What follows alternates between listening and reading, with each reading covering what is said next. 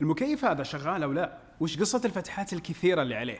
وكيف المكيف كلمني وقال لي لابد تنظف لي الفلتر الخاص فيه. السلام عليكم ورحمة الله وبركاته، أخوكم فيصل السيف، واليوم جهاز تطور تقنيا من سامسونج وسلسلة مكيفات الانفرتر ويند فري.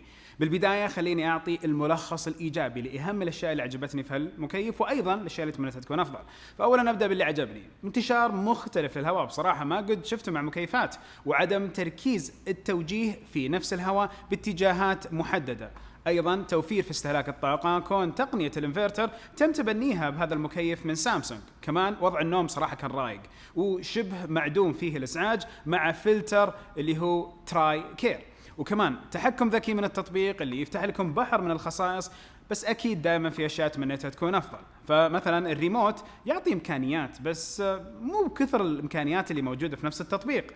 وكمان شيء في المكيف انه يطلع لكم درجه حراره الغرفه. احيانا الموضوع كان مربك بالنسبه لي، كنت احس بدرجه حراره المكيف ما هي محطوطه صح، فهي مساله تعود يوم نتكلم عليها. وبكذا الملخص يبين لكم الايجابيات والاشياء اللي تمنيتها تكون افضل. بس التجربه حقتي مع هذا المكيف والتجربه المطوله وش نتائجها؟ خليني اول شيء ابدا بتفاصيل الشكل، اللي اقدر اقول انه نفس الشكل الطبيعي، مستطيل تبريد خاص بالمكيفات من جوا، وعندكم سبلت خارجي من الجهه الخلفيه. الحين المستطيل اسلوبه مختلف في التبريد، كون انه اكيد في الفتحات العاديه اللي تودي يمين ويسار الهواء، وايضا في عندكم الفتحات الصغيره اللي موجوده في اكثر جسم المكيف، وبوضح هدفها. ايضا موجود عندكم استشعار لدرجه حراره الغرفه، وهالشيء يبان في منطقه سوداء على نفس المكيف.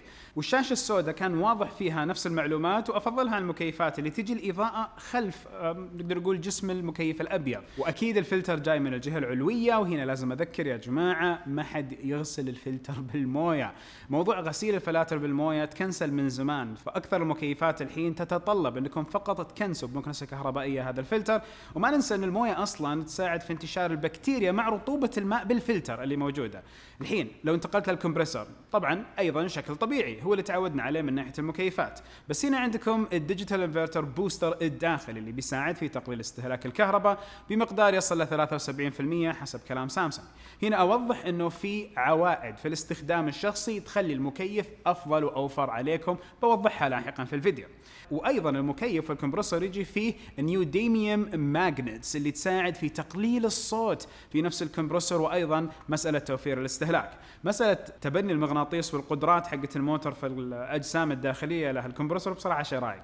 الفتحات حقت الشفرات هتلاقوها جدا واضحه، وايضا الشكل طبيعي جدا كويس. وعلى فكره هذا هو كرت نفس الطاقه اللي يجي مع المكيف عندنا في منطقتنا. خليني الحين اتكلم عن تجربتي والتقنيات اللي لاحظتها واستفدت منها. فاولا التطبيق الخاص بسامسونج وسمارت ثينجز، اللي من خلاله القدرات الاساسيه للمكيف بانت، والاقتران وربط المكيف بالواي فاي تم بشكل جدا طبيعي.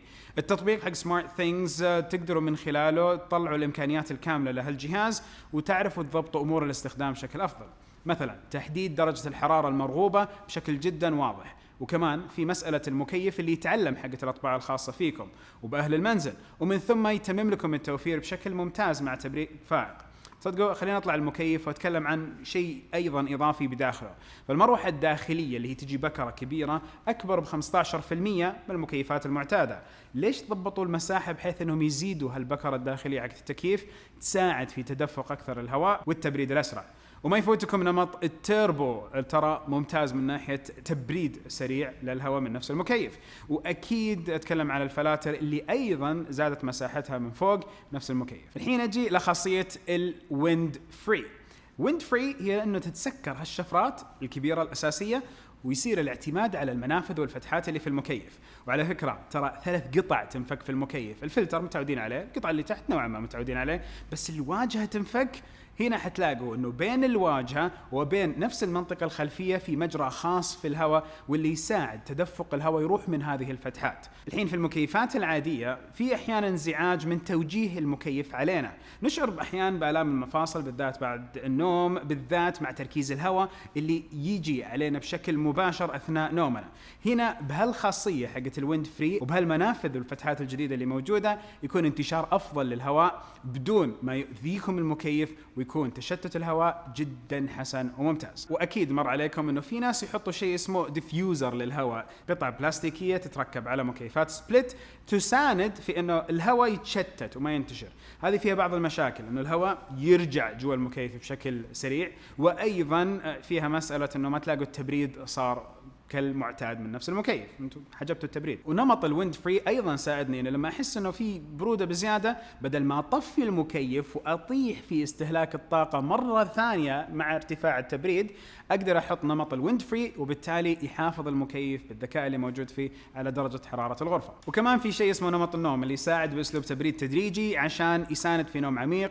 سمته سامسونج هذا النمط الويند فري جود سليب، يخلي حتى درجه حراره الغرفه ادفى مع اقتراب وقت الاستيقاظ، عشان يسهل عليكم الامر حق انكم تصحون الصباح غصب. المكيف من نوع انفرتر ويند فري، فهذا الاسم اللي تبحثوا عنه اذا عجبتكم التقنيات اللي فيه، ودائما قيموا احتياجاتكم. يجي 18 وحده، 24 وحده، واكيد في خيارات اخرى، بارد، حار بارد وغيره. التطبيق ارجع له، واللي بصراحه فيه بحر من الامكانيات، لازم تخوضوا فيه وتشوفوا التجربه حقته. الحين درجه الحراره المستهدفه واضحه بشكل كامل فوق التطبيق، تقدروا تختاروا نمط تبريد محدد، وحتلاقوا انماط تبريد كثيره. تقدروا تشغلوا مثلا ميزه الاي اي بيوريفاينج اللي هو تنقيه الهواء باستغلال الذكاء الاصطناعي. وما تنسوا ترى تسحبوا الانماط على اليمين اللي ما انتبهت لها الا بعد يمكن 5 دقائق، انه في انماط اكثر. فغير مساله الويند فري والسنجل يوزر، في نمط الهدوء، نمط الفاست تيربو، وبرضه يمديكم تعدلوا اتجاهات توزيع الهواء من خلال نفس هذه القائمة، أو حتى تشغلوا خاصية الويند فري اللي تكلمت عليها من التطبيق. التطبيق يشتغل على أجهزة سامسونج بطبيعة الحال، وأكيد يمديكم تحملوا نفس تطبيق السمارت ثينجز على أجهزة الأندرويد أو أجهزة الآيفون الأخرى. في رمز QR يجي على المكيف عشان يسهل عليكم الاقتران، وأيضا التطبيق يسمح لكم بأنكم تشغلوا وتطفوا المكيف وتديروه من أي مكان في الكوكب، مو بالضرورة تكونوا جنب المكيف. هذا إذا المكيف مربوط على الإنترنت من خلال الواي فاي بشكل صحيح. الحين يمديكم من التطبيق تراقبوا الاستهلاك، وشوفوا وش طلع لي من ناحية الاستهلاك.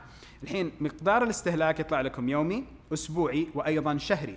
وبرضه يمديكم تشوفوا حالة الفلتر اللي المفروض انه يتنظف كل 500 ساعة، وبالتالي التطبيق يساندكم في متابعة الامر هذا، بل ايضا يجيكم تنبيه من المكيف ويكلمكم كأنه على الجوال انه لابد تجي وتنظف الفلتر.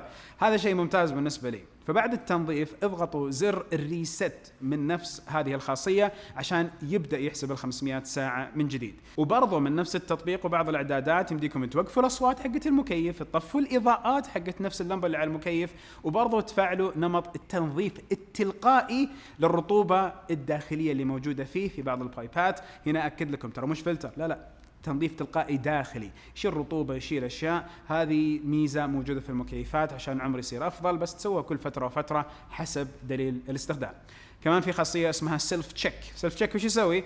تصيروا تختاروها، يصير التطبيق والمكيف يسولفوا مع بعض، يتمموا بعض الاختبارات، واللي في النهاية بيعطيكم هالصفحة اللي توضح لكم أموركم تمام أو لا. وقلت لكم في الفيديو انه بعطيكم عوائد الاستخدام الصحيحة واللي بتخلي استهلاككم في الطاقة افضل. فمثلا عدم اغلاق وتشغيل المكيف كثير ورا بعض، تعديل درجة الحرارة بالريموت مع نمط الحجب حق الريموت، هذه حركة أنا شخصيا أحب أسويها، أضبط الإعدادات ثم أعطي أمر واحد للمكيف يضبط من خلاله كل شيء. أيضا المحافظة على نظافة الفلتر، لأنه يا جماعة كل ما اتسخ الفلتر كل ما زاد استهلاك الطاقة من المكيف، لأنه قاعد يحاول يبرد وما يجي له هواء كثير فحيسوي جهد أكبر. وكمان ما تستخدموا حواجز على المكيف اللي تخلي الهواء يرجع للفلتر أول ما يطلع من المكيف، كذا تتعبوه. وبالتأكيد لو بالإمكان يكون الكمبرسور في مكان مظلل فلا تحرموه من الظل لتخفيف الجهد عليه. وأكيد تنظيف من مختص أو مع اتباع الإرشادات حق دليل الاستخدام ترى شيء جدا كويس. وللتوضيح دليل الاستخدام حتى خطوات التركيب للمكيف من الألف للياء موجودة فيه. الحين تجربتي مع مكيفات من شركة سامسونج وشركات أخرى مستمرة ما دامت التقنيات جالسة تصير أكثر وأكثر بهذه الأجهزة، وما شاء الله كل ما قاعد أشوف التقنيات تصير أفضل، مو فقط ربط مع واي فاي إغلاق وتشغيل، لا صاير الموضوع بحر من التجارب وتخصيص هذه الأجهزة، وهي جزء من منظومتنا في المنزل وفي المكتب في كل مكان. نهاية الفيديو كل فيديو قولوا لي رأيكم عن المكيفات اللي جربتوها وأفضل التجارب بالنسبة لكم في الربط مع التقنية. سبحانك اللهم وبحمدك أشهد أن لا إله إلا أنت أستغفرك وأتوب إليك. أشوفكم على خير بإذن الله.